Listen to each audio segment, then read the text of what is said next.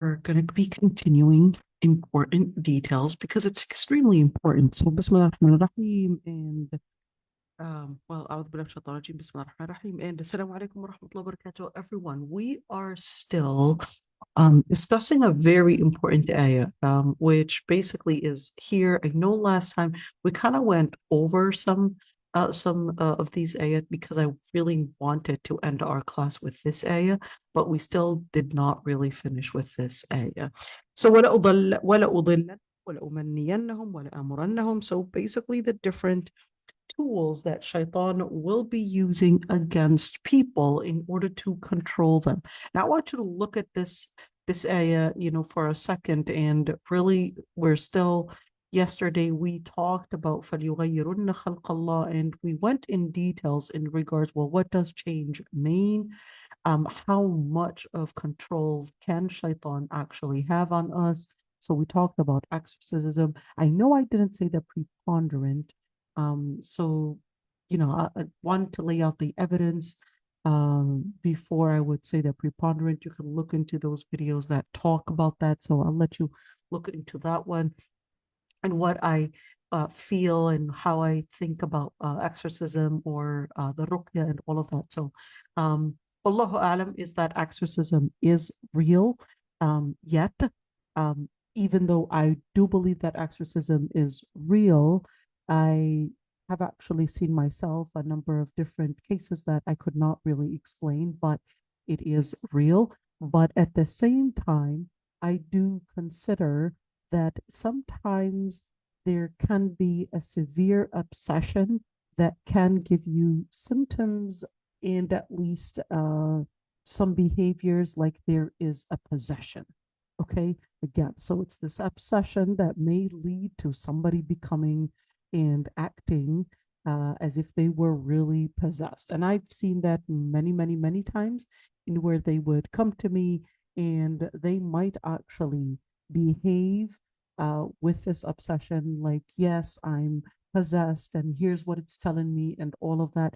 But when you do the ruqya and when you, I guess, evaluate the case, you'll discover that no, it's an obsession and not a possession. So can a person actually fake something like this? The answer is yes, a person can fake something like this simply because it's not a hard science where I can make a blood test and actually see, the number of shayateen in your bloodstream. Of course, you can fake something like this, but usually the information in regards to possession, in regards to ruqya and the methods used and what actually happens and how people relate. I mean, most of the times it's actually very hard to, I would say, um, mimic or fake. It's extremely hard to fake at times. So it depends. You can probably fake to say something. You can probably fake and start swearing. You can fake all of that. But there's no way that you can probably fake and bend in certain ways that basically would really break a bone for you, or even vomit something like blood, or even what else? Or even fake something like you are about to, your stomach actually, you can push your stomach up, but there's no way that you can make your stomach start rolling in a certain way, like there's an actual ball in there, or there's an actual circle, or something rotating in your stomach.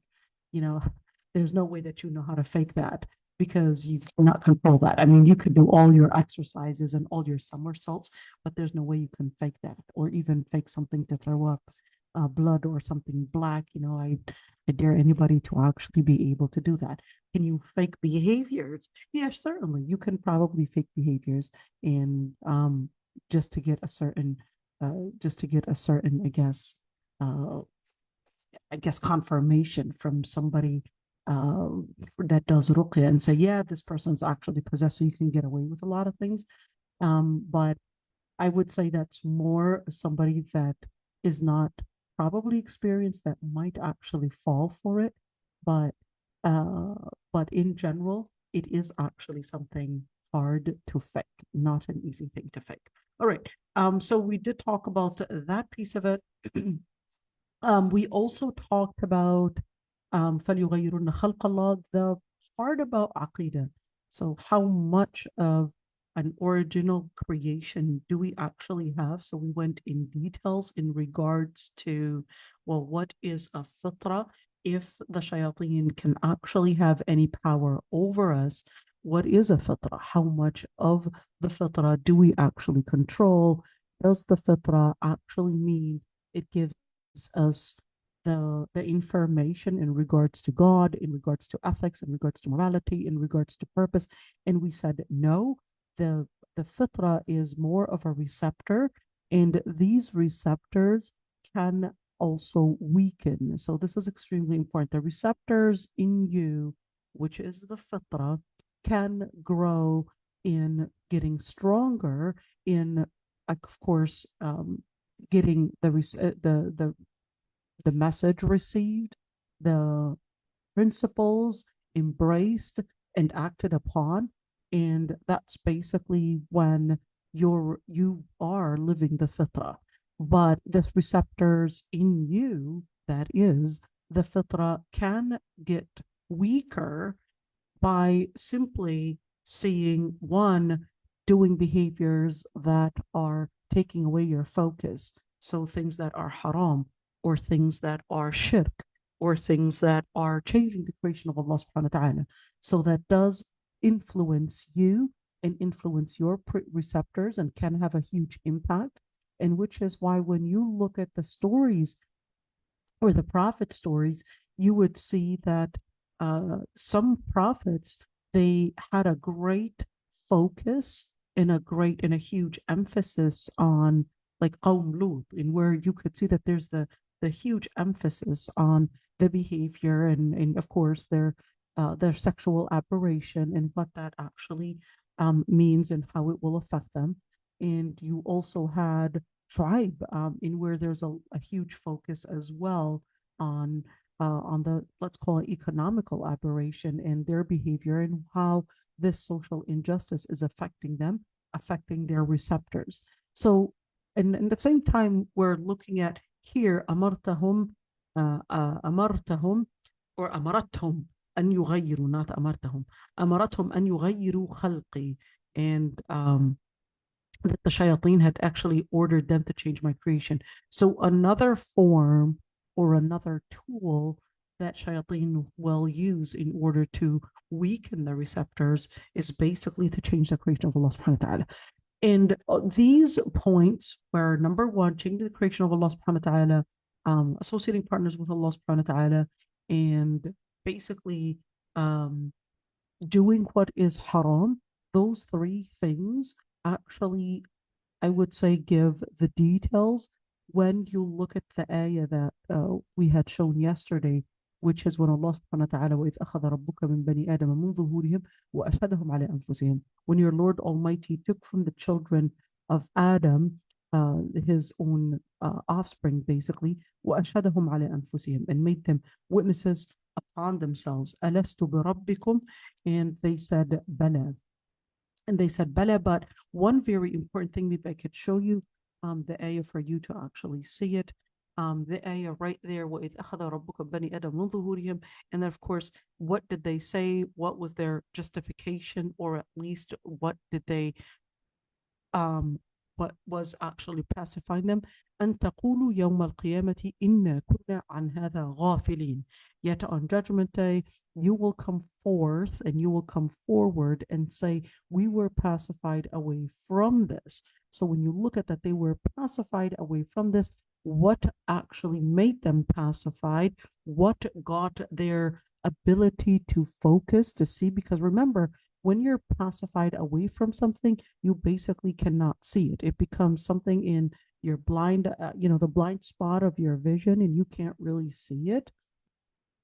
And therefore, you're not able to act upon it because it's basically something you're focusing on something else. It basically becomes something that your mind is not taking in consideration. So it becomes this area of blind spot.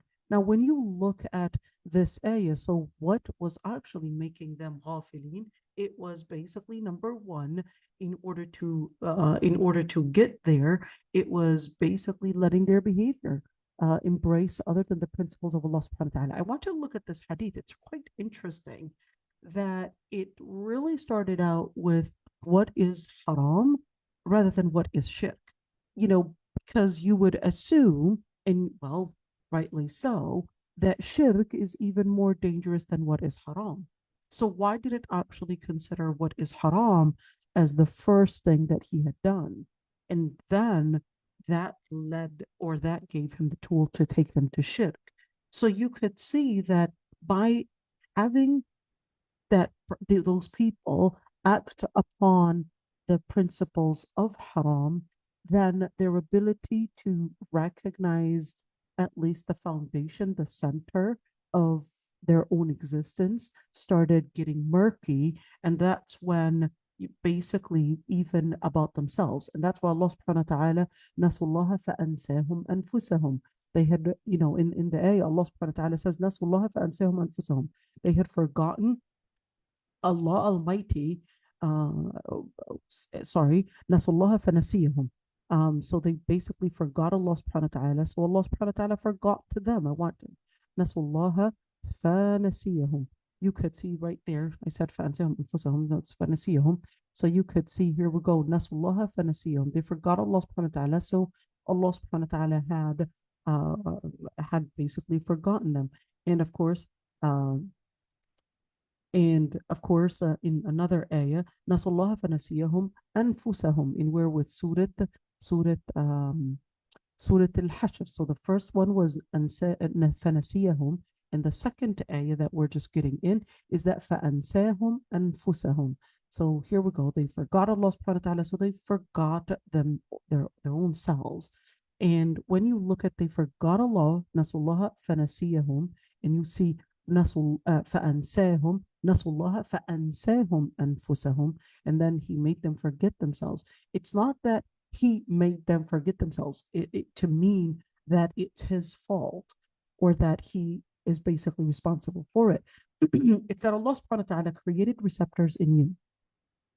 And if you had forgotten the principles of Allah subhanahu wa ta'ala, you basically will find yourself, you're forgetting about your priorities, you're forgetting about recognizing the blessings that you have. So you start changing the creation of Allah subhanahu wa ta'ala. You start basically engaging in things that are against your own interest. Because when you look at haram and halal, they're not just borders in where, yes, it's just a border just to basically see how far you will be disciplined to not trespass it. No, but because the halal and haram, there are borders really to bring back the interest to you, the benefit to you. So that's the whole concept behind all of that halal and haram. It's really a sharia maslahatun kulluha. Sharia is all basically a maslaha. It's all basically a benefit for you. It's basically to help you gain the interest that benefit you. So it's not just a borderline, but that's going to be bringing in an impact on you. And here you could see أمرتهم أن يشركوا بما لم ينزل به سلطانا, or ما لم ينزل به سلطانا, and ordered them to associate partners with Allah subhanahu wa ta'ala, that when you look at ما لم أنزل به سلطانا, what Allah subhanahu wa ta'ala did not send any sultan, any power, any evidence, any revelation to say that this is permissible, and to say that such a claim is confirmed by Allah subhanahu wa ta'ala. So I want to look at this, just see that area in where, when we're speaking about fitrah, to be in the receptor, and that by abiding by Allah subhanahu wa ta'ala's principles and basically not changing the creation of Allah subhanahu wa ta'ala, that is basically going to strengthen your dhikr and your relationship with Allah subhanahu wa ta'ala. Because when you're talking about how these things would weaken your connection and your realization with Allah subhanahu wa ta'ala, that would, by definition, and also mean that by abiding, by not changing Allah subhanahu wa ta'ala's creation, by abiding by Allah subhanahu wa ta'ala's principle, you're then strengthening your connection with Allah subhanahu wa ta'ala, your realization on the magnificence of Allah subhanahu wa ta'ala. So basically it goes both ways. So what we're seeing right now, I guess, especially in America, I would say maybe the West and different countries as well, we're seeing even Muslims right now, just like in the hadith where the Prophet ﷺ actually said, لَتَتَّبِعُنَّ سَنَنَا. I want to take you to this hadith in where the Prophet ﷺ actually had mentioned that there's going to come a time where people, the Muslims themselves, will actually take each and every single embracement, every single behavior, every single culture. Let's look at this hadith, because this hadith is actually key for us to see what are we really right now facing? What are we right now doing? So he said, لَتَتَّبِعُنَّ سَنَنَ مَنْ قَبْلَكُمْ شِبْرًا بِشِبْرٍ وَذِرَاعًا بِذِرَاعٍ حَتَّى لَوْ سَلَكُوا جُحْرَ ضَبٍّ لَسَلَكْتُمُوهُ قُلْنَا يَا رَسُولَ اللَّهِ الْيَهُودُ وَالنَّصَارَى قَالَ النَّبِي صلى الله عليه وسلم فَمَنْ. You could see this hadith is narrated in Bukhari and Muslim that the Prophet ﷺ actually said, you will follow the path of those that had come before you with inch by an inch and with an arm stretch. So it's basically kind of like a meter, an arm stretch by an arm stretch. So this is basically a unit. Even if they were to enter a burrow for a dub is kind of like a lizard that lives in the desert. Even if they were to go in it, you would have went into their burrow. Now, one thing is that this dub is the only animal that basically does their burrow and not make two holes, one for the entrance and one for the exit. Usually animals would do What that. is a dub Okay, you know what? in English? Is that like a mole or something? No, not a mole. No. Like here we go. This is a dub. So it that says thing? reptile, that thing. Oromestics. I never heard of that, but whatever. So this is what it Okay, Jazakallah. Okay, so the dub, their burrow, when they go inside, here's their burrow. They go inside, and if an enemy were to attack them, they would basically get stuck in there. Okay, unlike, for example, snakes, all the other animals, whenever they would make a burrow, they would make one for the entrance, and if an enemy were to come from this hole, they would have another hole on the other end in order to run away and be safe. In other words, for security and for protection. So dub is the only animal in where they would create, one hole, one burrow, and not recognize and plan for the future. So this is basically taking us into the same area in where we would just follow their pathway, their method, even if it was against our own security, even if it was against our own interest, we would still do it, thinking that, oh, it basically looks nice, it basically looks fine. And the Prophet ﷺ was asked, are you talking about that will be here replicating and mimicking al-Yahud wal-Nasara, the Jews and the Christians? And he said, well, who else? And you could see right there, that's basically telling us that even though at one point the Muslims were considered at least the ones in power, the ones in of course in the advanced world, then here it came where we're actually the ones to be behind, we're actually the ones to be basically following the Jews and the Christians, because right now they're considered in at least the advanced economical world, or at least political or military. And here we are, we're seeing the rest of the Muslims really taking them as an example. And of course, what is that basically leading into? That's leading us to basically not recognizing that a lot of their lifestyle is basically on what Allah subhanahu wa ta'ala had forbid, or a lot of what they are doing is basically nothing but shirk. And then, of course, changing the creation of Allah subhanahu wa ta'ala is the tool, whether it's the piercing or whether it's the tattooing or whether it's the, all these surgeries and all these different things that they would do to their creation. And what does that do? Well, that basically weakens the receptor by you focusing not on what's in your heart, but what's in your appearance. And then of course, harming your body, you might think, well, how is it that piercing is going to be affecting my heart? How is that at all?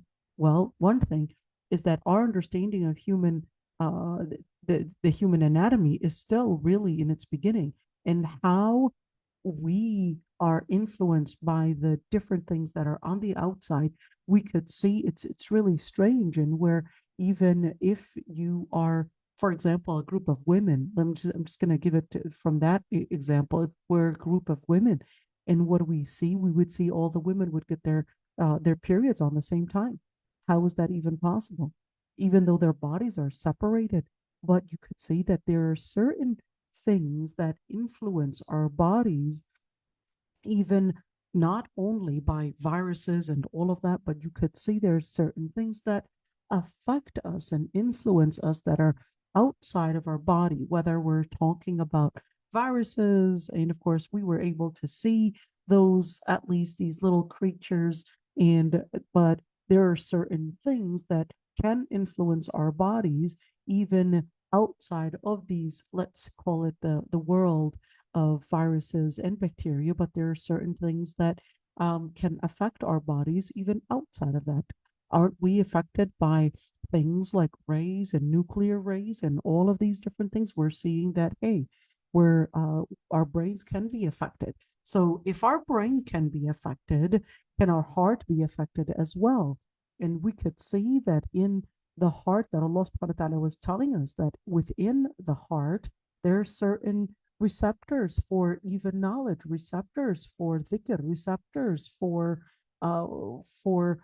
awareness. And how is that? I thought it was all in the brain. But Allah subhanahu wa ta'ala is telling you, actually, there are certain neurons in the heart that are basically there to also relate and affect your ability and your ability to basically strengthen your cognitive skills, your memory, your relationship with the world around you, and so forth. And therefore, that receptor, that is the fitra, can certainly weaken with different behaviors that one might engage in, and certainly can be affected by different misconceptions. I want you to look at here. Remember when we talked about the shubuhat and shahawat?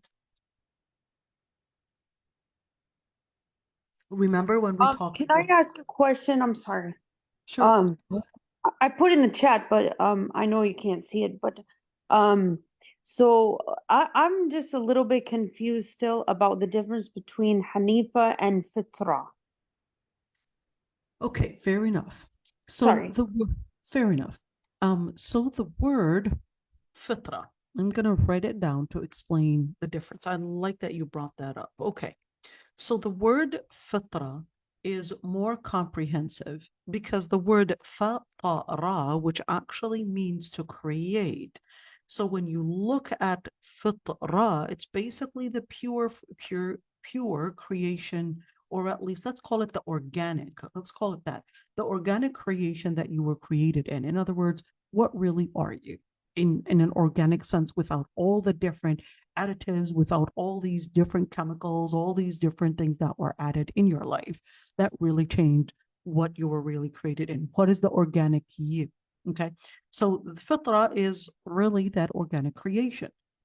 Yet when you look at Hanif, Hanif actually means something else, because Hanif is more specific. So Hanif would really mean two things. So Hanif can mean straight, and this is not talking about straight to meaning, not LGBT, but straight to actually mean straight in their vision in relationship with God. Okay, so this is in relationship with God. This is not talking about fitra in, I guess, are you going to marry a man, or are you going to marry a woman?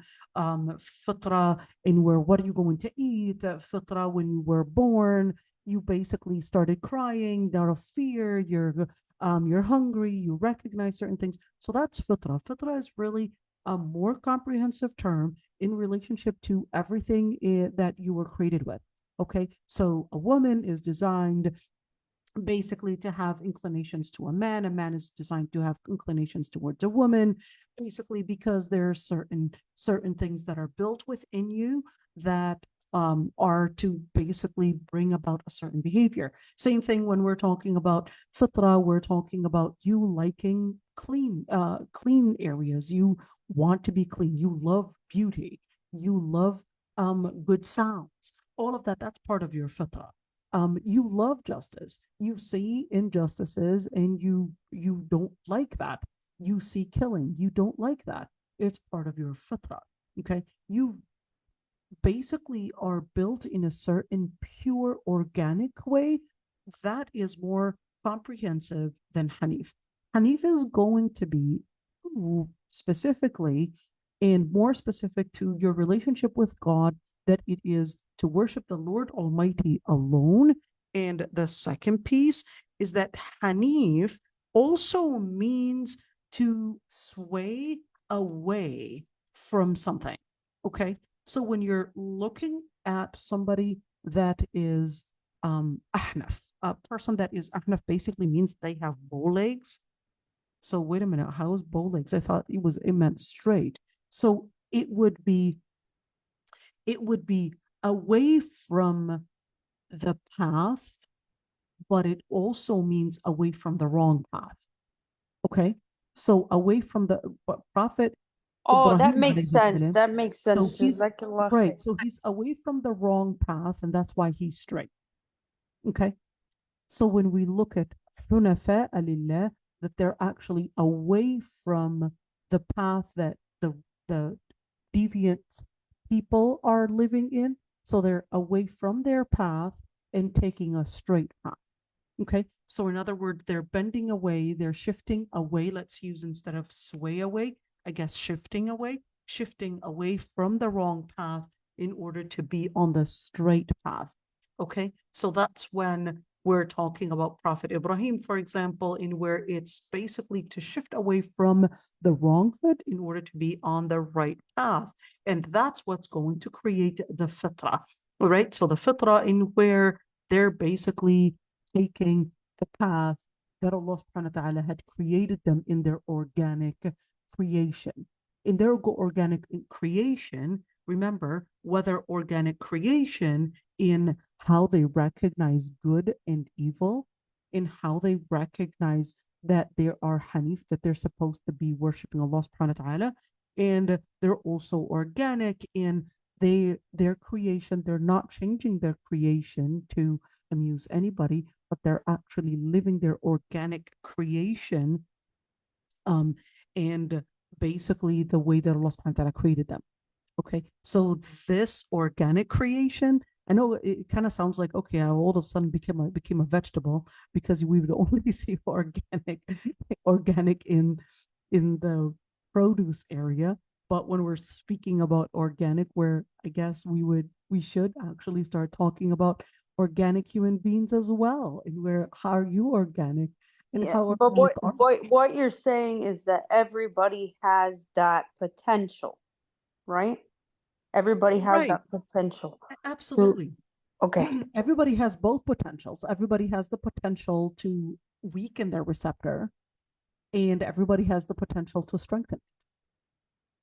You decide. Okay, barakallah. Yep, you decide. What potential do you want to strengthen? Because the second that you would see that the Anbiya were sent with both, basically the Aqidah and also the Sharia. All right. With this information, it's basically in order to help you really strengthen your receptor to receiving the revelation, to really being organic, to being shifting away from the wronghood and getting closer to the organic receptors and organic way that Allah subhanahu wa ta'ala created you in. So that's basically what it is. And in other words, at the same time, same thing. The less organic you are, the more you are inclining towards, I would say, the wrong behaviors, or even changing the creation of Allah subhanahu wa ta'ala, or you're going to find yourself away from Allah subhanahu wa ta'ala. And definitely you're going to see that even in atheists, you could see that atheism the most thing that they're really focusing on, even though it's really funny that they're the most ones to talk about God, even though they're the ones not to believe in God. It's like, if you don't believe in God, why are you constantly just talking about God? Just move on. That's it. Let the other people that believe in God, which to you is a myth, let them be. I mean, just leave them alone.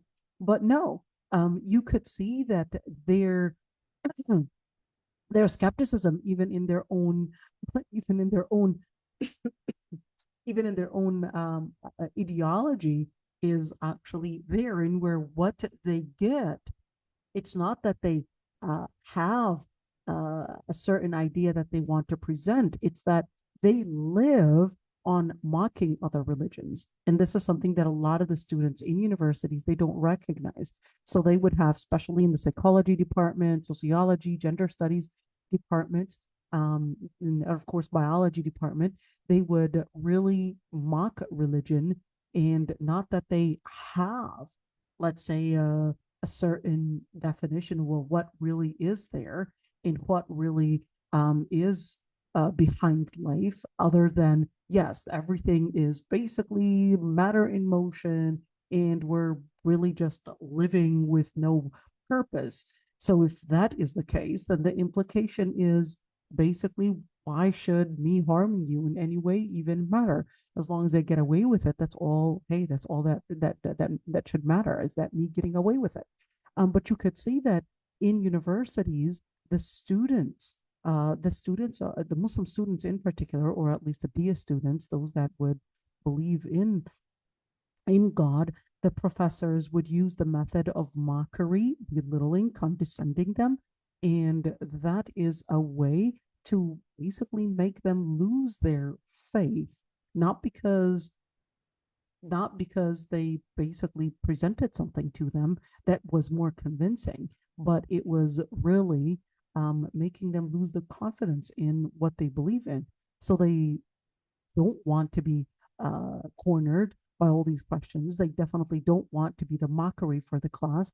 They definitely don't want to not fit in. It's part of their, of course, their. That's why it's important to learn the answers for these questions, right? Absolutely, absolutely. Yeah. As a chaplain, I'll tell you, most professors will actually use that method really the most. And it's really sad to say, this is, please, don't misunderstand me, but it's really sad to say that such a method works on women more than men. I I think your do. Aqidah course for the summer will be very beneficial in I really did see that girls more want to fit in than boys, and girls more feel that they don't want to be a place of mockery. They don't want to feel that they have to defend themselves. They want to fit in more than boys.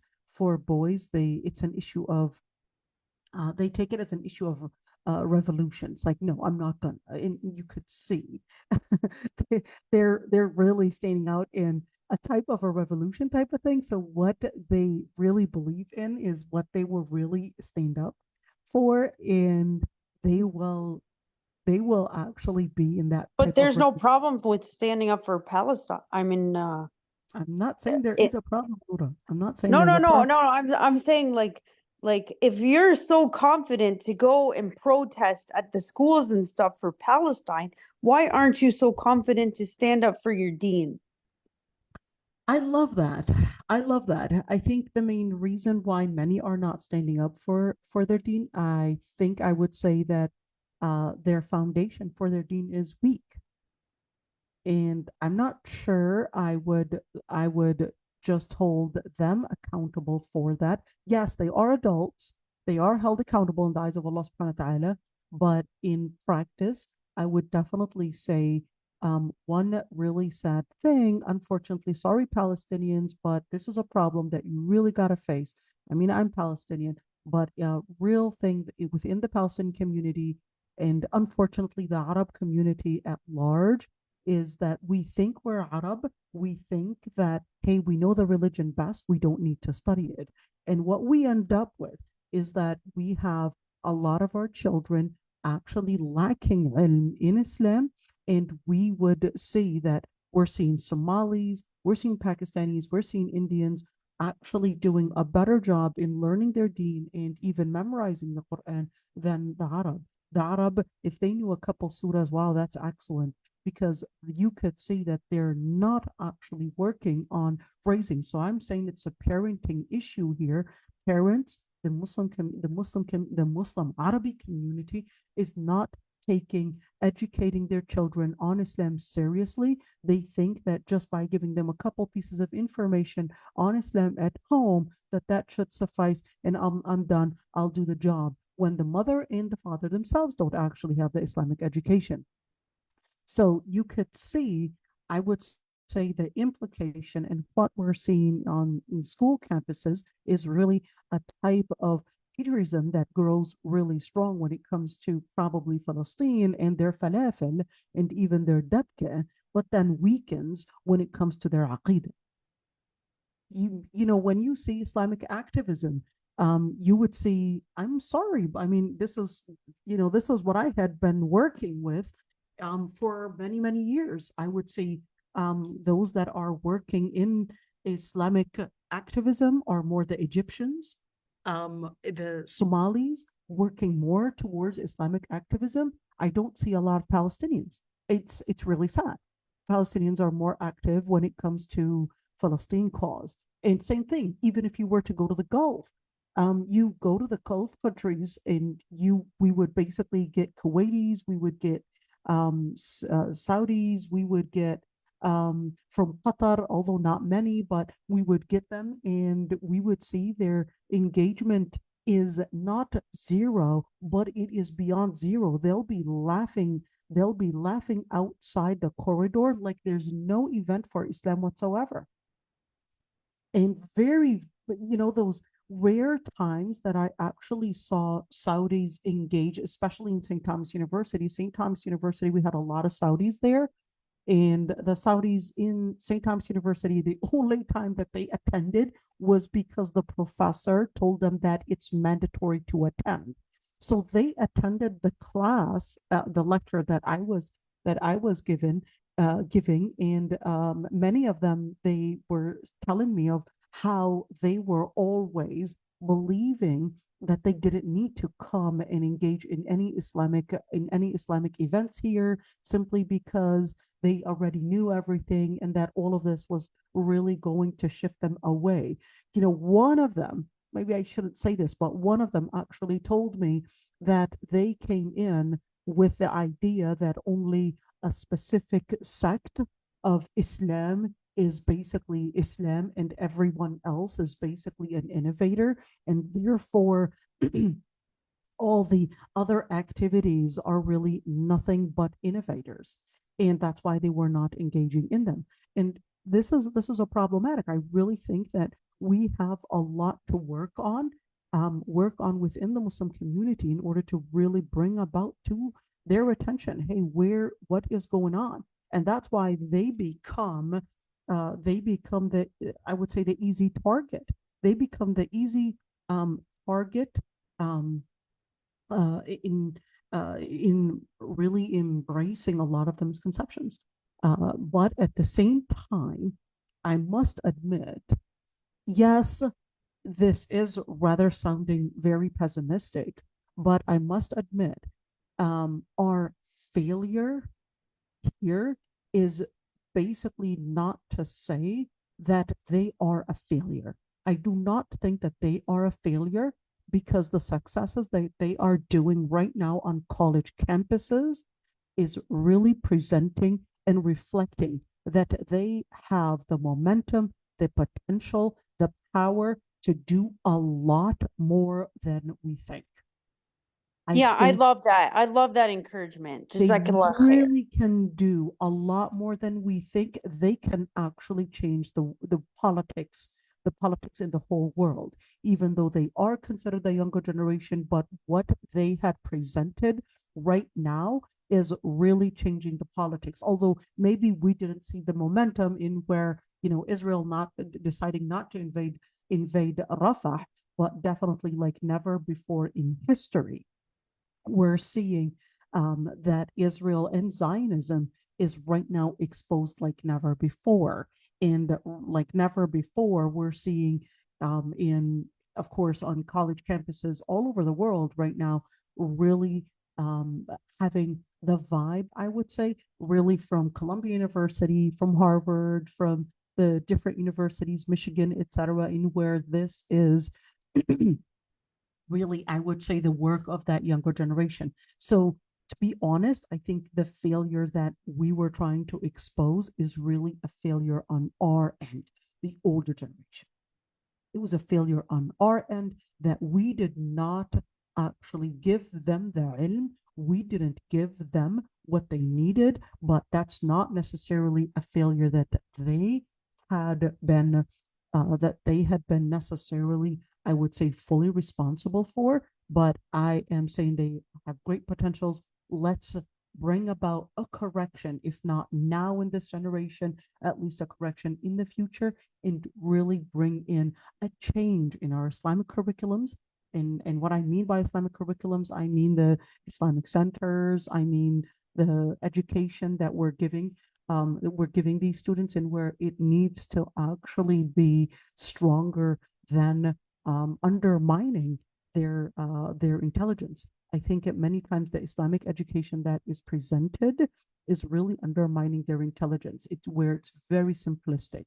And I really think that generation, our generations are, or the newer generations are a lot smarter and a lot more intelligent and have greater potential than we think. And we must use such force in them in order to bring about victory. Remember the Prophet ﷺ, although the hadith is not authentic, when he said, "Nusurtu bishabab," I was given victory by shabab, by the youth, by the younger generation, although it's not authentic, but it does actually speak. It does speak of a reality that we lived in a certain time of Sirah, in where it was really the youth that brought about a change and expedited the victory.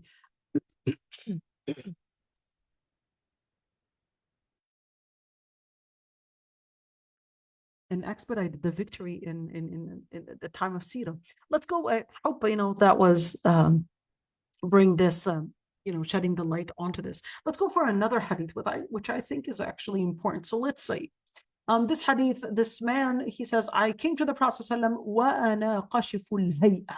So qashiful hay'a, it's basically describing how he was coming in. So definitely he was qashif. Qashif actually means in where he wasn't spending on himself. He really looked poor. The clothes were definitely having rags and all of that. And the Prophet ﷺ says, "Hal laka min mal?" Do you have any money? And he says, yes. And he said, what kind of money? And of course, the kind of money, of course, if you are living in, let's say, an apartment, it's completely different than telling me that you live in a house. And it's completely different than, I would say, I would look at where you're shopping, and that would give us an idea of what type of money and how rich you are. The place that you shop in, the type of clothes that you're wearing. Of course, that's going to give us an idea of the economical status that you're in. So the Prophet ﷺ was asking, well, trying to understand the economical status that he was in. And he said, what kind of money do you have? And he said, well, I've got from the horses, I've got from camels, and I also have many slaves. And he said, and Abu Walid said, and wal ghanam, he also has a lot of sheep as well. And the Prophet ﷺ said, well, if Allah had given you all that money, then let Allah subhanahu wa ta'ala see the impact of it on you. In other words, basically, use it. Don't let it just be piled up right there. Use it. And I want to look at right here when they talk about horses or camels or even slaves. That was basically wealth, but consider it property. Okay, so at the time, the wealth was also in property, just like today. I mean, your property, and that's going to reflect the amount of money and the worth and the value of such things. So he's basically presenting the value of what he really has. So the Prophet ﷺ tells him, well, let Allah subhanahu wa ta'ala see the wealth on you. In other words, don't dress like that.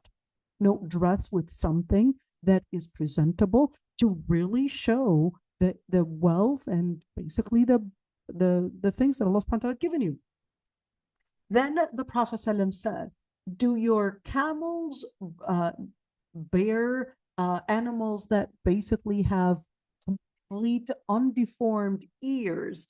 And then you would bring and basically cut those ears, and then you would say that this camel is buhur, and you would basically buhur to mean it's a type of an animal that was dedicated for the idols, basically, and you would basically cut up its own skin, and you would say this is surum, in order to surum, basically dedicated also for the gods, and you would basically consider it that it's impermissible for you and your family to use. And he said, yes, I do that. And he said, but what Allah subhanahu wa ta'ala had given you is permissible. In other words, and Allah subhanahu wa ta'ala had created them not deformed, therefore do not deform it. And Allah subhanahu wa ta'ala is basically his power in his creation is stronger than yours. So do not whatsoever deform such animals. The Prophet now here's the part that was rather interesting. The Prophet the man tells him, O Prophet of Allah, if a man were to come and basically be my guest, and this person, falam yaqirni, or yaqrini, not yaqirni, but yaqrini, and he did not basically he wasn't hospitable. So falam yaqrini, in where he didn't present me food. In other words, this person was basically stingy to even give me anything. And then if he were to come over, afa aqri, should I be hospitable to them and actually give them food, or should I actually be giving ukafi'u, meaning, just exactly the way that he had dealt with me, I'm going to, in response, retaliate and not give them any food and not basically, be hospitable. So the Prophet ﷺ said, Bal aqri. So I want you to look at it here. The Prophet ﷺ responded and he said, instead, what you're supposed to be doing is give him food, in other words, and be hospitable. So it's really ironic that this person is definitely a very stingy person, in where not on himself did he actually want to wear clothes, and certainly he was looking for ways to be even more stingy and give himself a justification when people are coming over to his house. He wanted to find a justification to not present food. So the Prophet ﷺ was telling him that no, you need to recognize that if you have the money, spend it on yourself, let you be in something presentable. And at the same time, when people are coming over, no, definitely present food to them rather than showing your stinginess. No, but if at the end of the day is that you would basically present the principle, that this is extremely important to live in, which is live the principle even when others are not living it. Embrace the principle and don't give yourself the justification to quote unquote retaliate and find yourself really with the mean people. You're being mean. With the stingy people, you're being stingy. With the people that are rude, you're being rude. With the cruel people, you're being cruel. And then what you're going to end up with is really embracing each and every single immorality without you recognizing, by just giving yourself a justification that I'm just acting in a way to teach them a lesson. So you really need to careful about that.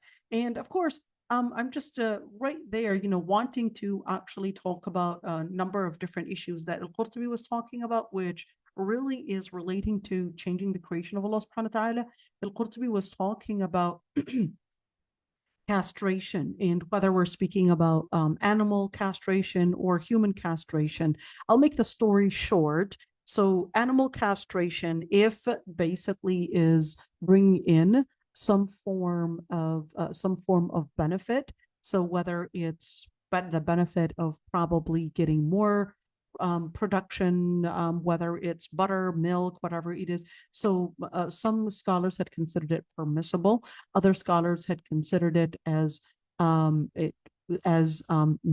permissible and therefore disliked, because the Prophet ﷺ had said, إِنَّمَا يَفْعَلُ ذَلِكَ الَّذِينَ لَا يَعْلَمُونَ. The only ones that would do that are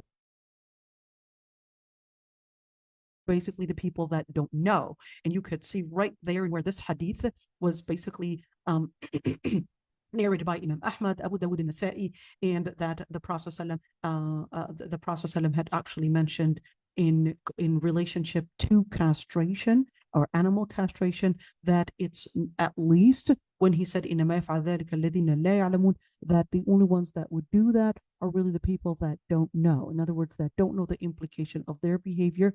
They would think that it's bringing in a benefit, but the truth of the matter is that it's bringing in harm. All right. Why didn't they say it was haram? Okay, there are some scholars that said it was haram, and they basically had quoted this ayah as the evidence, in where just to change the creation of Allah subhanahu wa ta'ala is basically to bring about whether the person is castrating an animal for a benefit that they would think, but at the end of the day, in that generalization with this ayah, فَلْيُغَيِّرُنَّ خَلْقَ اللَّهِ, that basically this is the evidence to prove that it is not permissible to to castrate, whether we're talking about animals as sheep, cow, or even horses, or any other animal. All right, so this is basically, here we go, the other hadith in where لا تخصوا ما ينمي خلق الله, do not castrate what would increase and simply multiply the creation of Allah subhanahu wa ta'ala. So this basically is another evidence. You could see here it was narrated by Ad-Daraqutni, just an idea.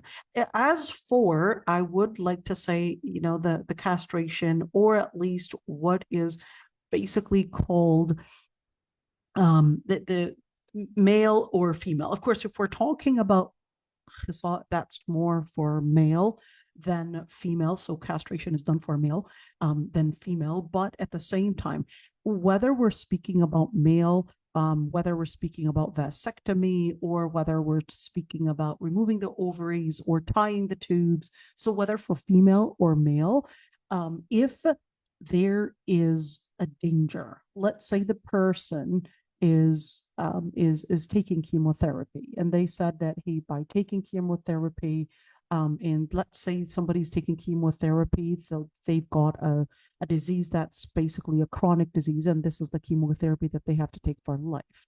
All right, and that if they were to get pregnant, that the child would basically have deformities and all of these different things. And in that situation, the only solution, they said, was to tie the tube. So in that situation, if we have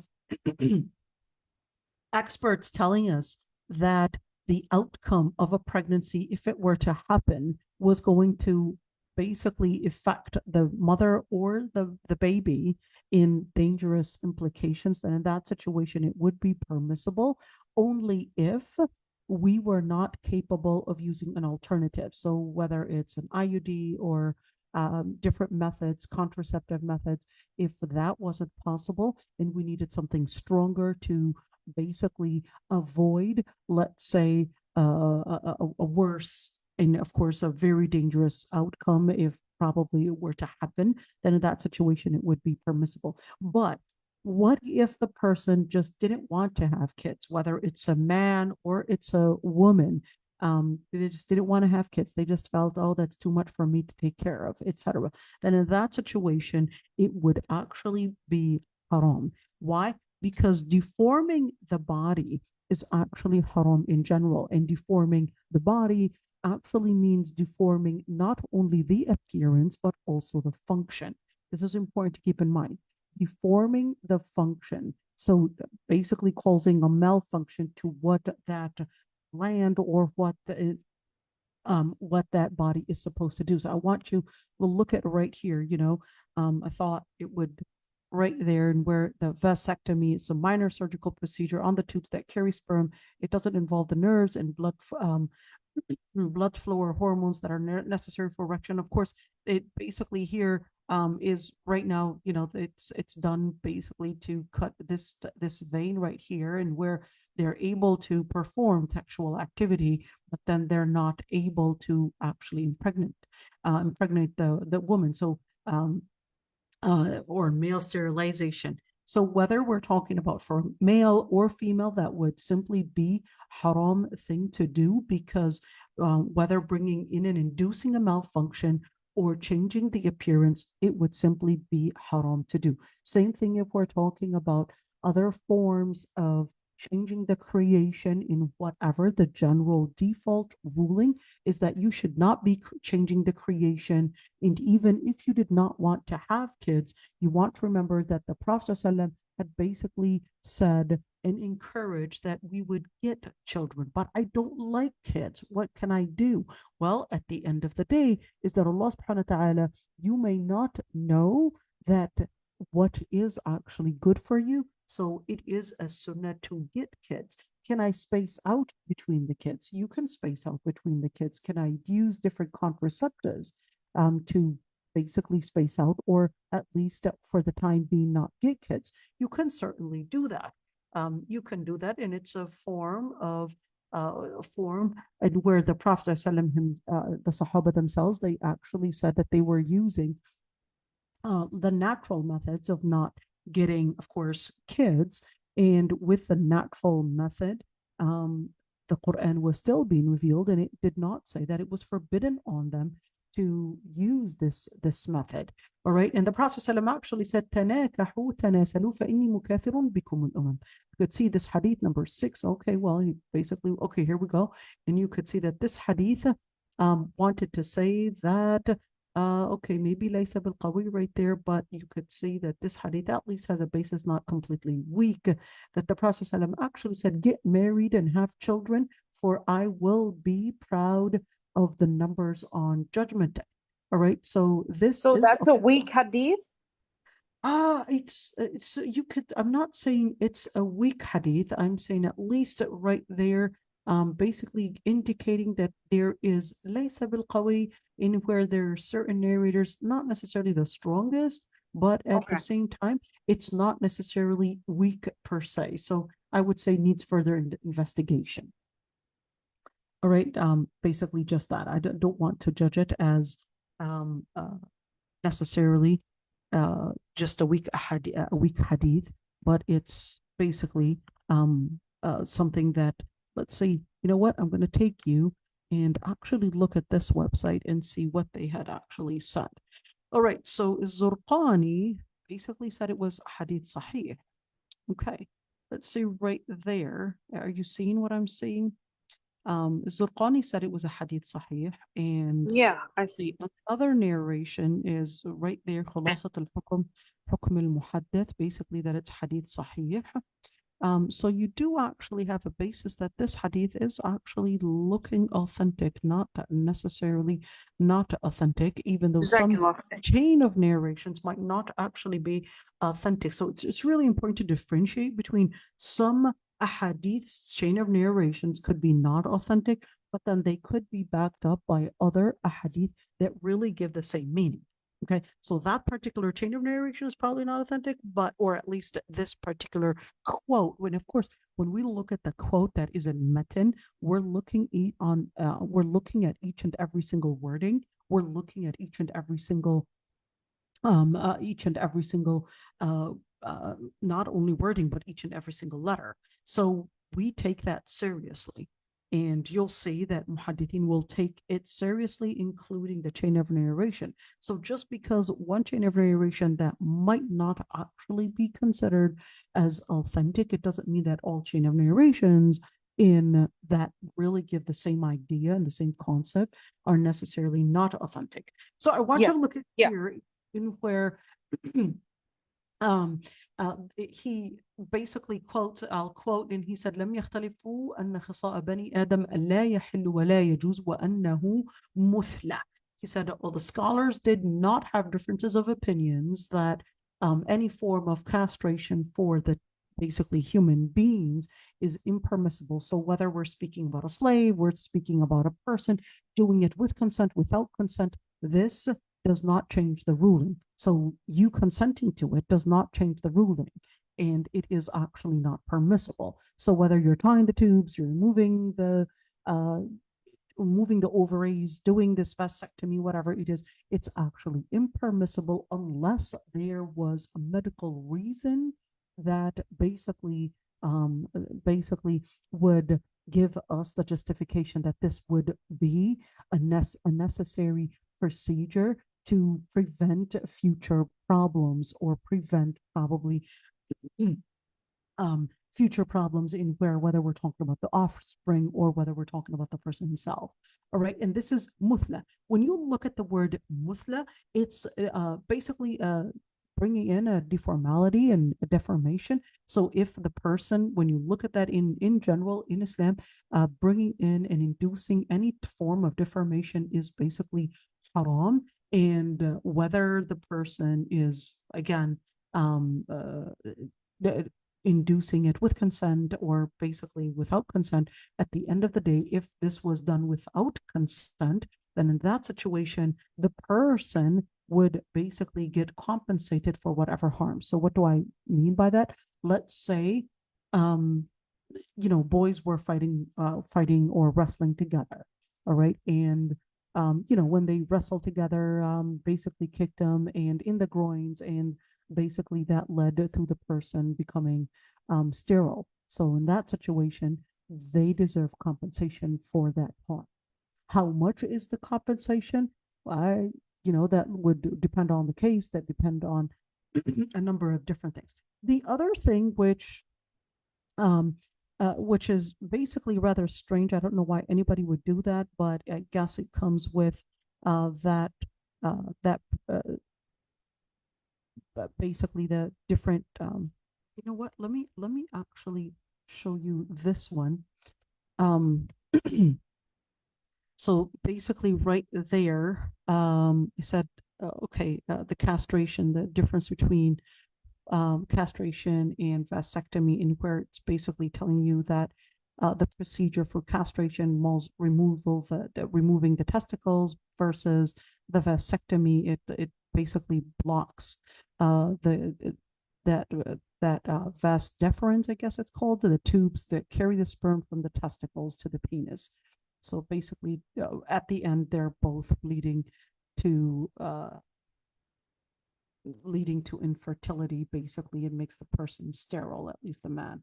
And this is, of course, now as for the part, and here we go, al-wasm. Al-wasm is basically this. It's branding, scarification. So all of these different methods in where it's the practice, they would use a heated rod to stamp on design on the body. So, and this is actually something that is used in certain countries in Africa. That's how they would basically use it on in newborn babies in order to brand them from getting kidnapped. So in order to protect their children from getting kidnapped, they would use this type of scarification that would have a certain design on it, in order for, it's usually, sometimes it's on the face, sometimes it's on the chest, on the shoulder, etc. And it would be a particular design that everybody in the tribe would basically have this design, and they would use these methods in order to protect the rest of course, the people in the tribe from getting kidnapped or getting lost forever. So they would use that. And one thing is that the Prophet ﷺ had forbid using this method. Why are we saying that when it's used in Africa? Well, right now, you're seeing people actually willing to use tattooing all over their body, willing to use all that, all those different types of what's it called? Different types of piercing. to harm their body, why wouldn't they in the future? Actually, you'll be surprised that they would present it like it's a form of you expressing who you are and all of that. So a different way, and where yes, they might actually use this form of scarification in order to show beauty. So the Prophet ﷺ basically had forbid this and considered it that it is simply a way to, whether it's harming animals or whether it's harming human beings, that it is actually haram to use. And that method, whether on animals or human foods, it's haram. And here it is mentioned in Sahih Muslim that the Prophet that Anas ibn Malik said, رأيت في يد الرسول صلى الله عليه وسلم الميسم وهو يسم إبل الصدقة والفيء وغير ذلك حتى يعرف كل مال فيؤدي في حقه ولا يتجاوز به إلى غيره. So what happened was that you could see that when we're talking about using this type of branding, okay, so scarification is different because with scarification, you're basically permanent scars. With branding, you're basically with a hot iron. It can be more of a branding, but yes, it can actually have negative connotations. But at the end of the day, is that it doesn't go as deep. Okay, so with the branding, you could see that the Prophet ﷺ was also doing that branding in where it is permissible to do the branding, but not the scarification. And the scarification, or at least the branding, should not be on the face. It should not be on the face because you don't want to basically harm the face in any way, even if it's an animal face. You could see that the Prophet ﷺ had forbid any type of stamping or hitting on the face, or even any form of scarification or branding, doing it on the face. So basically, that would be haram. So just wanted to mention that piece. And of course, we did mention the type of, I don't want to call it branding, but the type of beautification, at least the way that it was presented, which is the tattooing, whether the person that is doing it, that it is done to, or whether the person that is doing it, or whether it's changing. And we talked about in-nums, and we said that scholars had differences of opinions on whether in-nums is only to the brows, to eyebrows, or whether it's any part of facial hair. And we had said the preponderant is that this is only talking about the eyebrows and not removing the facial hair, at least for women. So for women to maybe use waxing, tweezing,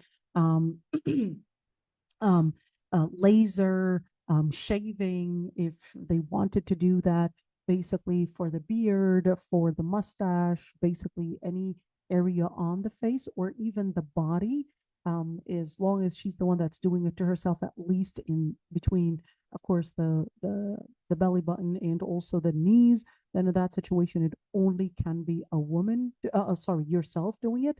And of course, if we're speaking about the other areas, it has to be a woman doing it for you, or at least you do want to do it for yourself. So if we're talking about arms, we're talking about legs, we're talking about back, stomach, whatever, then it is permissible to remove using whatever method you wanted to use. So whether it's laser, razor, shaving, basically waxing, all of these methods, tweezing, whatever. All right. So that's basically all permissible. This is not included in in-nums. In-nums is more located for and local to the eyebrows themselves. So why the eyebrows and not everything else? Well, number one is that this is a hadith. So to actually say, I've got somehow the secret information to why the eyebrows, some scholars will say that the hikmah is not to change the appearance of a person, the creation of Allah subhanahu wa ta'ala. Other scholars they basically said, well, this is just a ruling, and therefore these rulings in where we don't always know the science behind it, we don't know the wisdom behind it, so therefore we'll just embrace the hadith without even knowing the science behind it. Maybe one day they'll basically know the science behind why the eyebrows and how's eyebrow hair different than, and a curse is definitely worse than, you know, a minor sin. You know what I mean? SubhanAllah. right. So this is a major sin right there. Um, and in mutafallijat, basically those that would sharpen the teeth. We talked about that, so we're not going to go in details with that. And of course, what if the husband was approving it? If the husband was actually approving and he said, hey, I don't have a problem and I want my wife to basically do a tattoo. I've actually had cases where the husbands wanted their wives to actually do a tattoo. And or even do imams and do microblading or even do certain plastic surgeries they wanted. Well, this is not basically based on the husband's consent, because the reason why the Prophet ﷺ had regarded it forbidden is not necessarily to avoid cheating on anybody. Okay.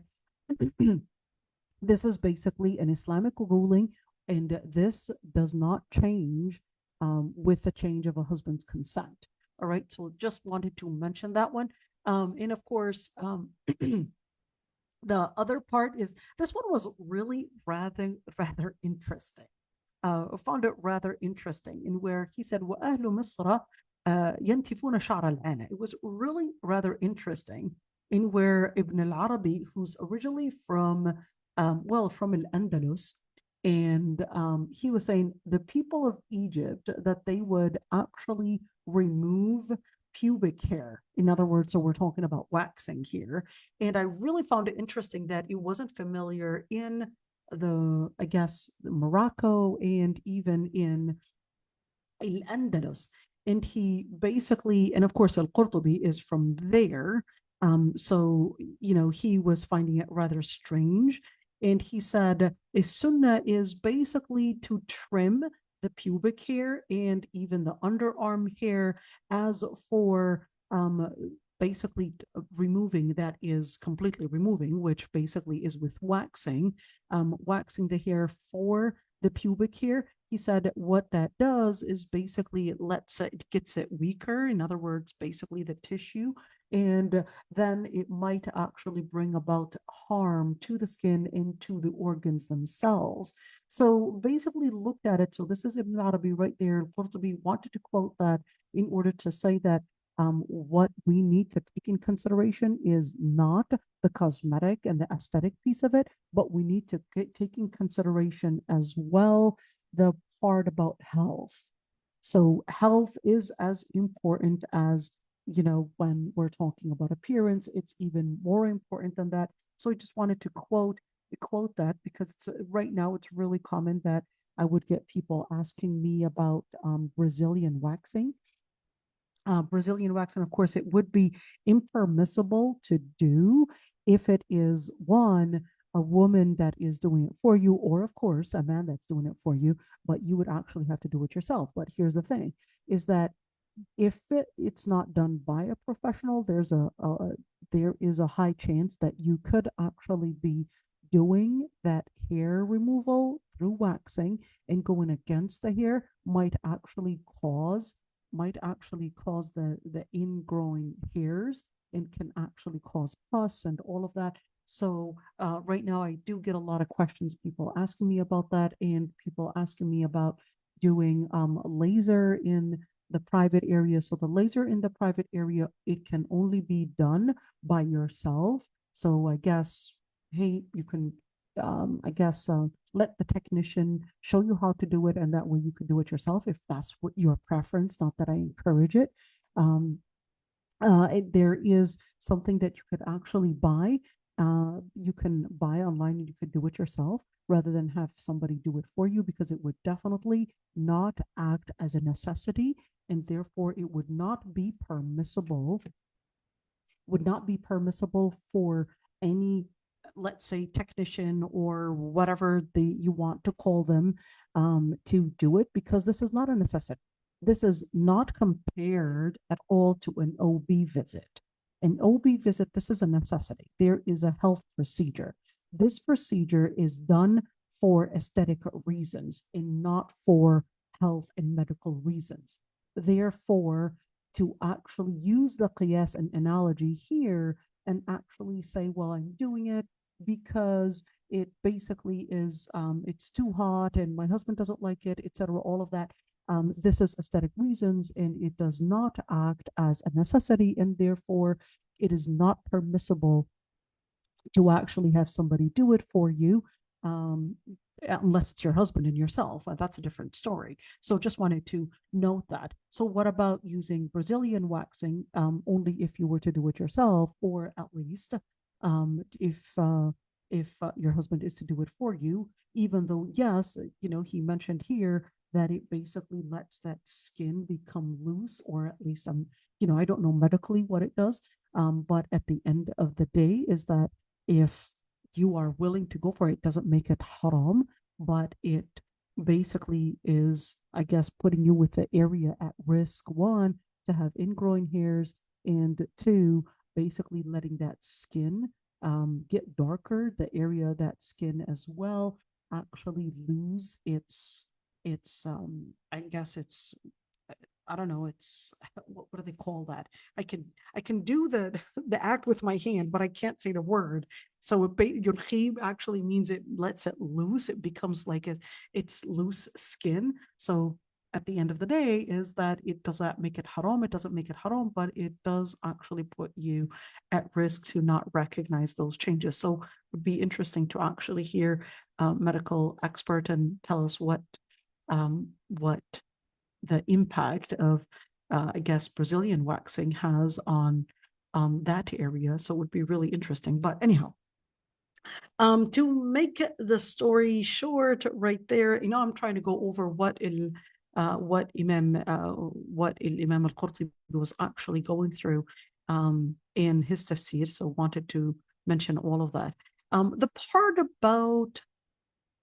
about hair extensions and wigs. So this is one thing that basically in this area, of course, we're still on this area. You could see there's so many different issues and topics that al-Qurtubi had basically discussed in regards to this area. Let's see this hadith.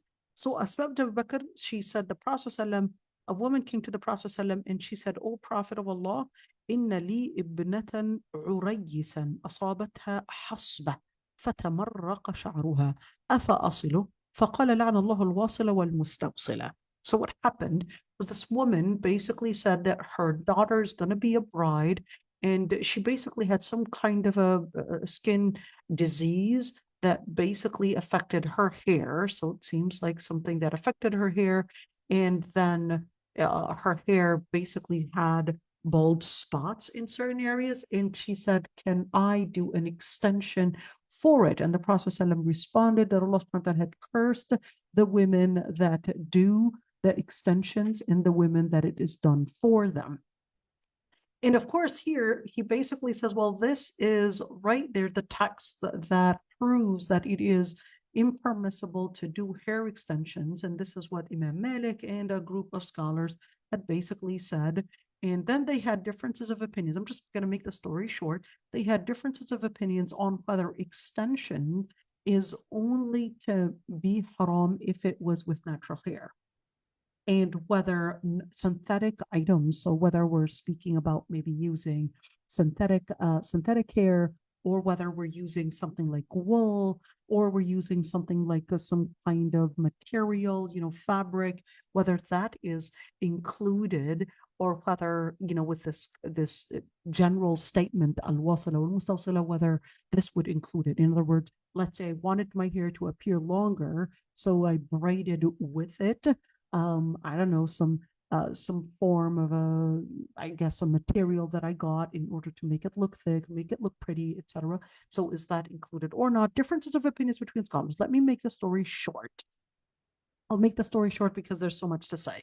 All right. When you look at this hadith, the first group of scholars, they basically said that it was haram, and their evidence was basically al-wasila wal-mustawsila, to mean that al right there, and it's called al-istighraqiyya, in where it's an inclusive al, and did not differentiate between a different kind of extension. So whether we're talking about synthetic, whether we're talking about natural hair, they said, well, you could see this al right there. It's an inclusive al.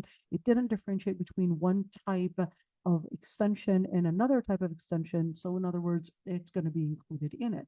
The second group of scholars, they considered that no, the haram part is basically connecting it with non or with human or basically natural hair. They said that that was basically the haram piece of it, because once it's separated from the human or separated from an animal, then therefore we have to bury it. It becomes, some scholars actually consider it najis or impure. So then they basically had considered that the haram part is only if it was from natural hair. Okay, and therefore regarded that synthetic extensions or basically other other material to be permissible.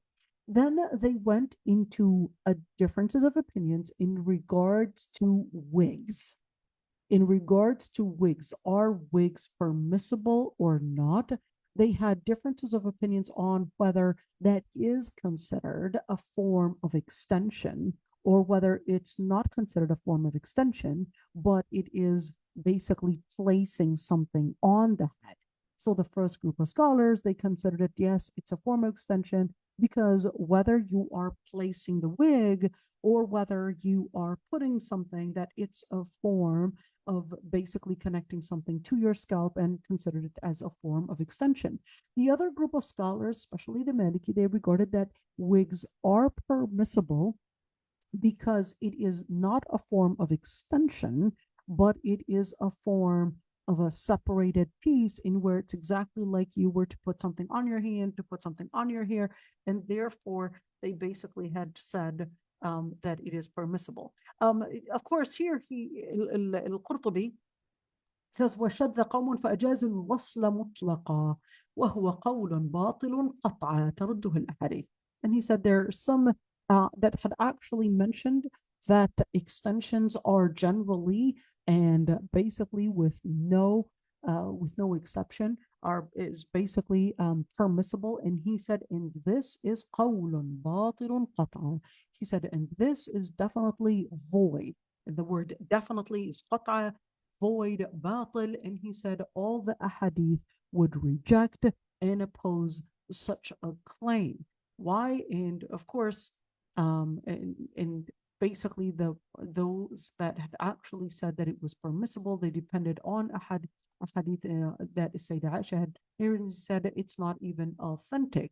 And it's really important to mention that that when you're looking at the different ways of beautification, I would definitely like to lay out those differences of opinions when there is a difference of opinion, and just to let the sisters not necessarily cherry pick what they like, but I would like to right there, let them know that number one is that definitely to stay away from extensions, wigs, all of that, and to stay on the safe side is definitely the preferred choice. Why? Because the general rule is basically al-khuruj min al-khilafi awla. So to stay away from the differences of opinions is always simply our first priority. To stay away from the differences of opinions, to stay on the safe side is definitely our priority. But in situations where, the sisters might ask me, I'd like to present the differences of opinions, basically to let them know that the words themselves do actually carry variant interpretations. So I can not necessarily make it exclusive to one interpretation when I would recognize that scholars, and I'm here not a scholar, but basically I would say just laying out what the scholars had said. All right. Just a talibat ilm, laying out what the scholars had said. So I don't have the power but to basically lay it out for you exactly the way that it was laid out. All right, these are great scholars that had said that, so I'll just lay it out for you and let you know that the text itself is not necessarily definitive, and therefore I cannot be definitive. This text itself is not definitive, and that is what is reflected into the differences of opinions that I had laid out, and that even scholars, they didn't necessarily see that as a definitive, I would say, answer, and therefore they basically had those differences of opinions, and that's why it's important to lay them out, to be definitely objective and to take that in consideration. All right. I'll stop right here because you know what? I think we said a lot today. Okay, should we continue right there or should we stop? We could continue. Okay, I mean, it was okay. So, okay, we did mention this hadith before. كل مولود يولد على الفطرة فأبواه يهودانه وينصرانه ويمجسانه.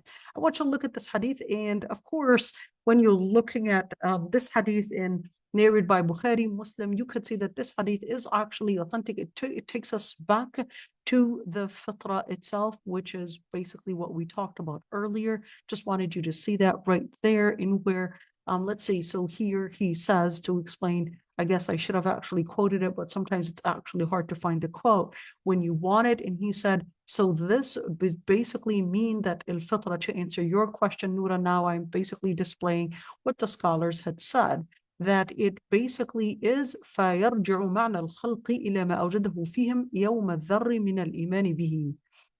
قالوا ألست برب قال في قوله تعالى ألست بربكم. So basically wanted to say, so what al-fitra would entail is basically that Allah subhanahu wa ta'ala created them in basically on Judgment Day. Allah subhanahu wa ta'ala would basically bring them back to the same creation that they were in. In fact, there is a hadith where the Prophet actually said, يُحْشَرْ النَّاسُ حُفَاةً عُرَاةً غُرْلًا. And he said that people would be resurrected on Judgment Day, hufat, basically barefooted, ura, basically naked, ghurla, not circumcised. And of course, the Sayyidah Aysha at that moment, she basically thought men and women are looking at each other, and the Prophet ﷺ tells her that the matter is way more severe and way more grave than actually wanting to look at one another being naked. So you could see right there, and where the Al-Qurtubi right there was explaining that what this entails is that Allah subhanahu wa ta'ala had created each and every single person in a state of fitra, but then the community, the environment, and certainly all these different influences would influence the person not only in their behavior, but also in their aqidah as well.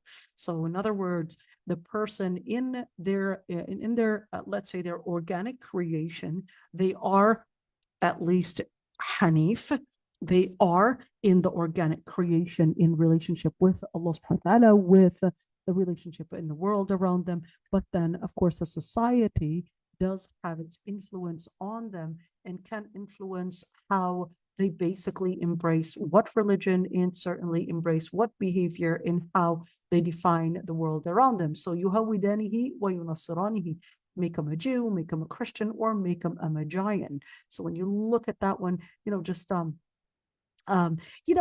there's something rather interesting, and I did not want to bring this up really, but because we're seeing a lot of people misquoting the different texts that they're right now easily finding online, and it becomes a misconception.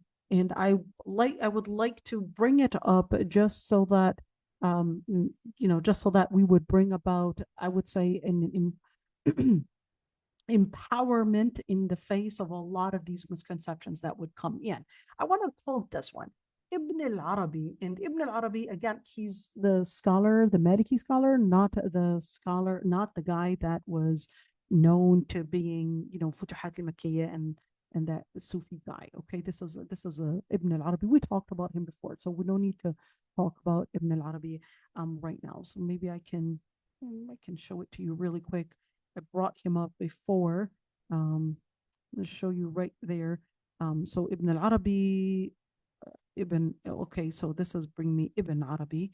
We're talking about Ibn al-Arabi, not, okay, it's not, okay, here we go. This is it. So basically, Al-Qadi Abu Bakr. Okay. So Ibn al-Arabi is Maliki Ishbili, and he's basically, we talked about him before, so I'm not going to talk about it. But anyhow, so he basically said, روي عن طاووس أنه كان لا يحضر نكاح سوداء بأبيض. As is rather really strange. And of course, the evidence that he was, let me explain what was said, that Tawus it was mentioned that he did not attend weddings, okay, did not attend weddings where a white man was married to a black woman or a black woman was married to a white man. I want you to keep hold on, I'm going to explain this one. Okay, Tawus ibn Kaysan, he basically died 106 year Hijriya. He was a tabi'i, but I want to look at this one, and he basically said this was basically changing the creation of Allah subhanahu wa ta'ala. And it's in here you could see the response. You know, it's the reason why I'm quoting this is because many will just quote one piece of it and then not see the response that many scholars had responded to this. And let's see. And Al-Qadi Iyad, that is, and he said, well, although the general wording فَلْيُغَيِّرُنَّ خَلْقَ اللَّهِ may seem ambiguous to actually include at least a supporting argument that by getting a black woman and a white man, or a white man and a black woman married, that's changing the creation of Allah subhanahu wa ta'ala, although the ambiguity of it may seem like it can be a form of changing the creation. He said, but this is actually contradictory. In other words, that interpretation is contradictory to how the Prophet ﷺ had gotten Zayd, who was white, who was basically, of course, Zayd ibn Haritha, who was his adopted son. He was known to actually being white, but he basically got married and got him married to Usama, Ayman, basically al-Habashiyya, who was originally Ethiopian. So, and you could say right there, she's black, Ethiopian, and basically Zayd was white, but they still got married and had Usama ibn Zayd. All right. And he said, quote, he said, وَهَذَا مِمَّا خَفِيَ عَلَى طَاوُوسٍ مَعَ عِلْمِهِ, and basically showing his astonishment. It's rather strange how Tawus, the great scholar Tawus ibn Kaysan, how he was magnificent and a great scholar, and despite all his knowledge, that basically slipped his mind. And here Al-Qurtubi responds as well, and he says, and Usama أنكح أسامة فاطمة بنت قيس وكانت بيضاء قرشية وقد كانت تحت بلال أخت عبد الرحمن بن عوف. I want you to look at this one, in where he said Usama got Fatima bint Qais, who was actually white and Qurashi, in other words, considered from a tribe that was considered a noble tribe. She was white, but then, and by the way, it's rather strange. This is going to be really funny, but I actually had a number of people tell me, how is it that Arab actually consider themselves white? I don't know why, but believe it or not, historically, Arab did not used to consider that the Caucasian race as white. They considered them as pale. I don't know what defines white and what defines pale, but you know, just the terms are really interesting. Anyhow, so let's see. So he basically said she was white and she was married to Bilal. So Bilal, we know that Bilal is basically a blend of white. His father was Arabi, but his mother was actually Habashi. His mother was from Ethiopia. I never knew his dad was Arab. Yeah, well, you know, it's really strange that at the time, if a person was married to somebody that is African, and you know, that was during the time of a Jahiliyyah. So if a person was basically black or a blackish texture, then in that situation, they would disown them. Really, they would become just disowned as. And it's really strange, you know. That's a long history of actually talking about the different, I guess, disownment, the different discrimination that they had went through. And there are some groups that basically had written number of different poetry on what they were going through, but that's a different case. Okay, so let's see. So here's Fatima bint Qais married Bilal, and who is Fatima bint Qais? So basically, or أنكح أسامة Fatima bint Qais, okay, and Bilal ibn Rabah was also married to Abd al-Rahman ibn Awf's sister. Okay, so Osama married Fatima. Osama was black, married Fatima bint Qais, and Bilal ibn Rabah was basically considered black, married Abdurrahman ibn Awf's sister. Okay, so just that, and they're basically responding to it. I mean, is there anything that supports such a claim? Yes, just by having such a claim, whether we're talking about discriminatory claims or whether we're talking about maybe misogynist wordings that does not represent basically the Quran or Sunnah, if it is not backed up by evidence from Quran and Sunnah. And certainly, of course, in Islam, Allah subhanahu wa ta'ala had laid it out that there is no difference between any race, but with taqwa. Taqwa is basically the of course, basically that center that we would base things on, and definitely that's Allah subhanahu wa ta'ala to judge. All right, so I'm trying to, all right, so here we go. We finished the ayah. Congratulations.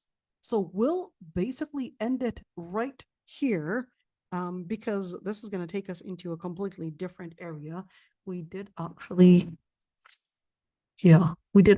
talk about this before, but so tomorrow, inshallah, we would basically move on. ليس بأمانيكم ولا أماني أهل الكتاب. So basically continue these pieces of it, inshallah. It's rather interesting, inshallah.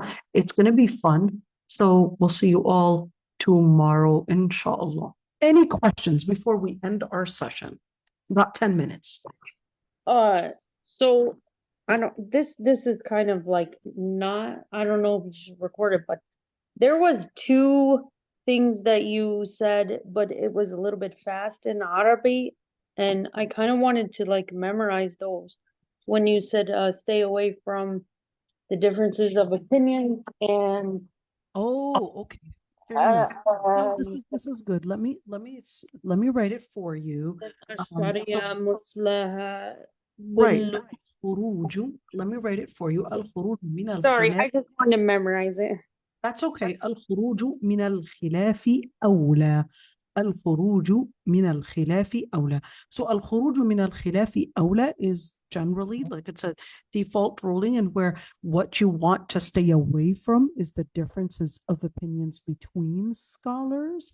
In other words, you want to stay on the safe side rather than be on one side and leaving the other. Staying on the safe side when there are differences of opinions is supposed to be our priority. So that's basically what it means. Okay. By the way, some people, they basically sent me, I want to let people, they thought I was writing on the Quran, and they were like, that's haram and all of that. This is not writing on the Quran. See, you can remove this. You could, can you see what I'm doing with this cursor? This is not writing on the Quran. I've had people that were, they were ready to do takfir on me. So this does not write on the Quran. And this is not trying to learn here, you know. Yeah, I just, here we go. I just deleted the whole thing. So this is not whatsoever disrespecting the Quran when we're writing in these little spaces. And sometimes just to bring about a note. Can you write the other one? A Sharia. مصلحة كلها. Oh, sure. الشريعة مصلحة كلها. All Sharia is all about bringing in the benefit for the human beings, basically, and in order to bring about in this. Let me see. I'm going to bring you the exact quote right there, and here we go. I So remember you that- said that before, but I just yeah, want to. so here's the quote, and this is basically Ibn al-Qayyim who said that, and he said الشريعة عدل كلها ورحمة كلها وحكمة كلها مصلحة كلها فكل مسألة خرجت عن العدل إلى الجور وعن الرحمة إلى ضدها وعن المصلحة إلى المفسدة وعن الحكمة إلى العبث فليست من الشريعة وإن أدخلت فيها بالتأويل. So I'm going to quote it right here, and he said Sharia is all about justice, all about mercy, all about wisdom, all about benefit and interest, and therefore any matter that goes outside of justice to oppression and outside of mercy to basically the opposite of mercy, and anything that goes out of the human interest to basically any form of corruption and from wisdom to absurdity, then is not part of Sharia, even if it was made to be part of it. Okay, so this is Ibn We need al-Qayyim. to tell that to those people who are like, ban Sharia law. Oh yeah, well, yeah, I could in the back of my brain, I could actually hear somebody from from the Fox News, Sharia law. I mean, the way they say it, it's like, man, it's horrible. But Yeah. let's see. You could see, I love this page, and maybe I could send you this page so you could actually see the translation of it. I'm going to send you this page, and remember, you could actually get the translation of it. You remember these three dots on the corner. You could basically press it right there and get a translation and get the translation in English right there. So let's see. And of course, this was Ibn al-Qayyim, and let's see, Ibn Taymiyyah really says the same thing. إن الشريعة الإسلامية جاءت بتحصيل المصالح وتكميلها وتعطيل المفاسد وتقليلها. So basically said, quote, Sharia had actually come to bring in and perfect, of course, the human interest and stopping all the different corruption, or at least reducing it. العز ibn Abd al-Salam, who's known as Shafi'i scholar, إن الشريعة كلها مصالح. الشريعة is all about bringing in interest, إما درء مفاسد وإما جلب مصالح. It's all about either preventing or avoiding harm or bringing in good. You can see it's قواعد الأحكام. So, it's, and here's the part about إعلام موقعين. إعلام موقعين or أعلام الموقعين, both names are basically mentioned, but actually said really interesting things in his book. So this book, إعلام الموقعين, is like 4 huge volumes, 4 big, huge volumes. All right. And in that book, he basically, I would say, sets the foundation of how we understand Sharia and how we understand أصول الفقه really. الشاطبي, he said إنها أي الشريعة وضعت لمصالح العباد. الشاطبي, of course, Maliki scholar, he said Sharia was basically set for the benefit of people. So it's all about bringing in benefits. So therefore, it's all about going into the same ayah, وَمَا أَرْسَلْنَاكَ إِلَّا رَحْمَةً لِلْعَالَمِينَ. The reason why we were created, really, وَمَا أَرْسَلْنَاكَ, the reason why the Prophet ﷺ was basically sent is really as a mercy to mankind. So whether it's for dunya, whether for akhirah, and of course, it's in order to uplift any harm, any burden, and therefore just keep that in mind. So, Sister Khadija, you wanted to say something, dear. Go ahead. Assalamu alaikum. Wa alaikum salam wa rahmatullahi wa barakatuh. How are you doing? Alhamdulillah, about to. Jazakumullah khair, Ustazah. I have a question pertaining to consuming anything that has to do with gelatin. So, mashallah, you answered my question, but I was wondering when you said the recent scholars, the modern scholars, has proclaimed that even if it has pork, it has undergone some process that it makes it halal. When it has clearly stated in the Quran that pork is haram, I was wondering how can it be halal? Yeah. How can what be halal? The pork. Pork. Why is pork haram? Is that what you're saying? Yes, I asked a question that You mean the gelatin? yes, consuming gelatin, Okay, fair anything that enough. has to yes, Okay. anything that has to do with gelatin. Even though I want to stay with the opinion of staying away from difference of opinion, but I still want to prove myself Okay. if someone asks me a question about that now. Okay, so let me, I guess, let me, for the sisters that probably didn't understand your question, she was basically asking about gelatin. Is gelatin halal or not? And I basically made a short answer. I didn't go in details. So gelatin is basically a substance. Of course, they would basically, boil the different bones, and when the bones are boiled, they basically go through different, it's not that they just take the boiled bones and actually put it there into gummy bears. Okay, that's one side. But when we're speaking about gelatin itself, especially if we're talking about medications, they actually go through a number of different procedures before it basically is used within these, within these supplements, basically these medications. They go through a number of different stages in where the chemical process, or at least the chemical process does actually change some of its actual substance. All right. So the scholars that said it was haram, so there are two different opinions. The first group of scholars, they said, well, gelatin, if regardless whether it is pork or if it's not halal, basically the not halal dhabiha, if it is basically right there a substance that is not halal, therefore just by putting it inside, whether we're talking about supplements, vitamins, then that actually makes it haram. That was the first opinion. Okay. Why? They said it doesn't change because you know and you recognize that the actual piece of it is actually there. The second group of scholars, they said it was permissible. They said because it went through what is called istihala. What is istihala? Istihala, it's not changing grapes into making them raisins. Okay, this is not istihala. Istihala is to change the whole chemistry of it.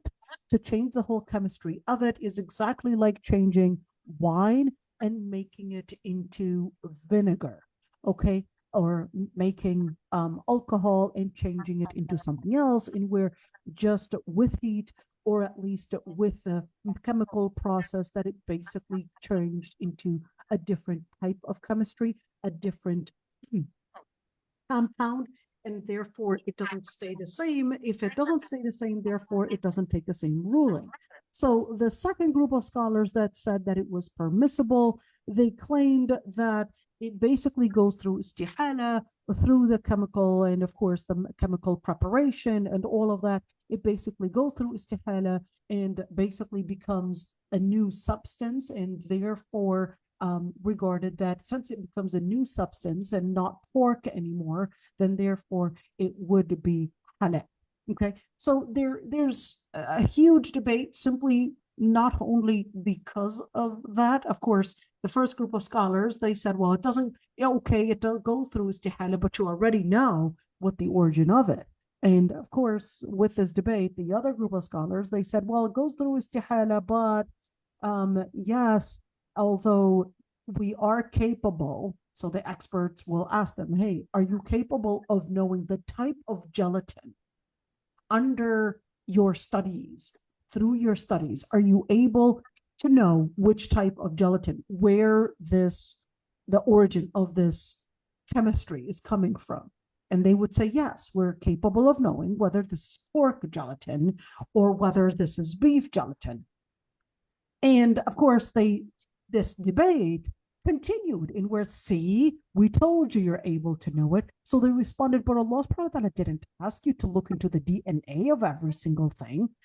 And that's why if you're looking at, for example, when we're cooking meat, you don't let the meat stand in water for a couple days. There, you know, and you would see if you're cooking steak, you've got some blood still in it, but that doesn't mean that that steak is haram because there's blood remaining in it, they said this is umum al-balwa. And then the other ones responded, how is that umum al-balwa? How is that something that we cannot stay away from when we basically have an alternative?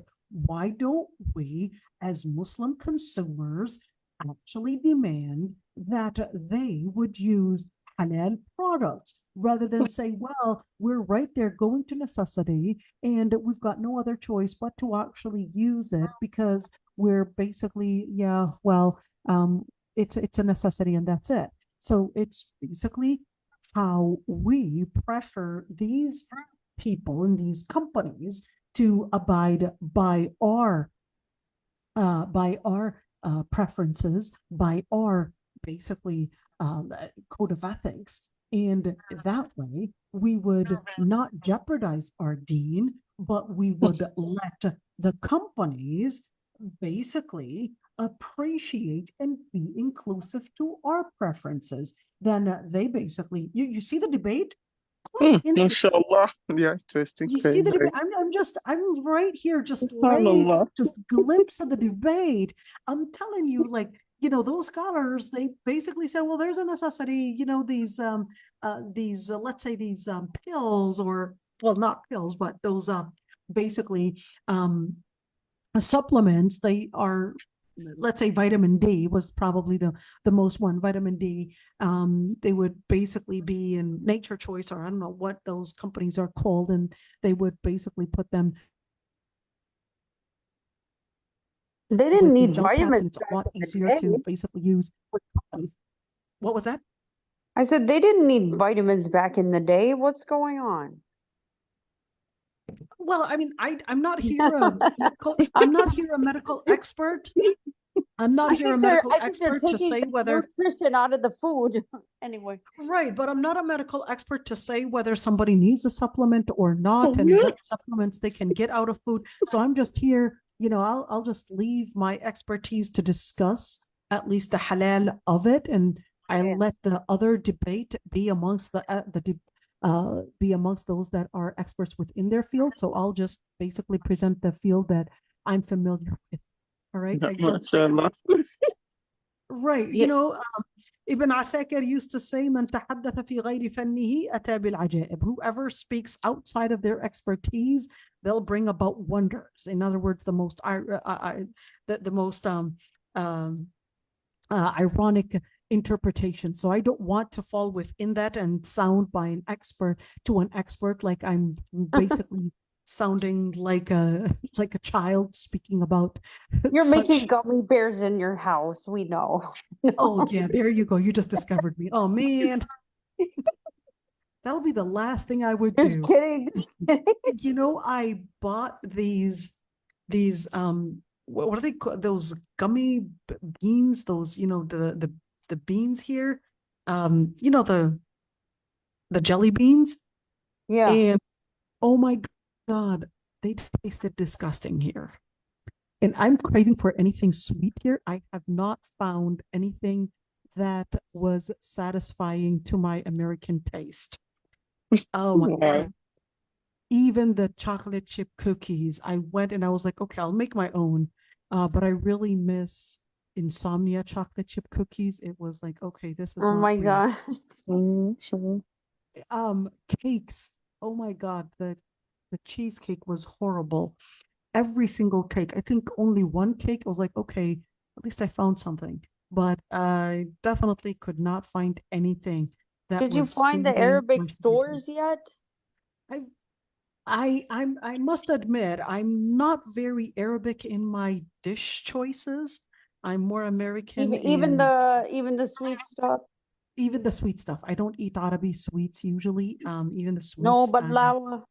No, at all. I don't like it. Those of us that came from Africa, we don't like American cake.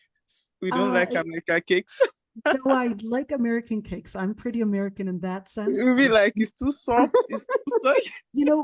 Believe it or not, even when it comes to knafe, I would rarely crave for that. That's a heartburn food. Yeah, I would rarely crave for that. But yeah, in that sense, no. I did actually like some African sweets, those puff with the the puff bread. Puff I thought, puff, version, yeah, puff I like puff. that one. I like Yes, that one, you know. yeah. You know, Majority of just a, majority of right, people are just a that. couple Yes. items, not too many items that I was capable of trying. But you know, some things were really interesting, really interesting. Wasn't able to at least, you know, blend entirely to taste all the different foods. I think Pakistani foods were rather interesting. Pakistani foods, I wasn't yet capable of blending with the sweets, the Pakistani sweets. The What gulab about jamun, like pizza? If you want to go get pizza? I right across the street from me. I've got Domino's Pizza. I've got Pizza No, Hut no, it right can't be across the like street. the Yehudi place. Well, I mean, that's I mean, the Zionist place. Sorry. right. So I'm right across the street. I've got Subway. I've got Pizza Hut. I've got Domino's Pizza. McDonald's, KFC's right across the street. But Oh of course, because of the no. boycott, right across Mashallah. the street. But because of the boycott, I'm actually, you know, boycotting those places. But Taco Bell is right across the street from my house too. But I'm boycotting all of those places. McDonald's right across the street, boycotting all of Oh. those places. So it kind of feels like, oh, you know, it's like, you know, you're craving, but I'm like, no. Every time I crave any of those fast food places, I'm not a fast food person, but every time I crave something, Maybe there's like a mall. I don't know if they have those there. I know in Kuwait they had like these big malls and you could just